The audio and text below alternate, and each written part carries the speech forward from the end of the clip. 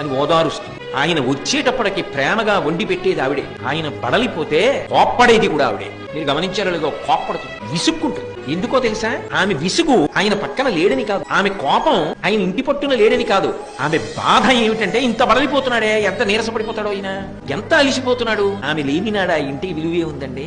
ఎక్కడ పిల్ల? ఎక్కడో పుట్టిన పిల్ల, కానీ ఇక్కడికి వచ్చి అంతటి ప్రేమైకమూర్తి. పురిటిలో బతుకుతుందో బతకదో ఎవరికి తెలుసు, కానీ ఆయనకో కూతురినిచ్చింది, ఆయనకో కొడుకునిచ్చింది, ఆయనని తండ్రిని చేసింది, ఆయన తండ్రిని తాతని చేసింది, వంశం నిలబెట్టింది. ఆయన వృద్ధుడైపోయిన తర్వాత కొడుకు చెయ్యి పట్టుకుని ఆసరా పొందాడు, కొడుకుతో కలిసి అన్నం తిని సంతోషపడ్డాడు, కూతుర్ని కన్యాదానం చేసి 21 తరాలు ధరించే. ఇప్పుడు ఎవరి వలన పొందాడు అర్థం? నిజమైన సుఖము, నిజమైన శాంతి ఎవరి వలన పొందాడు?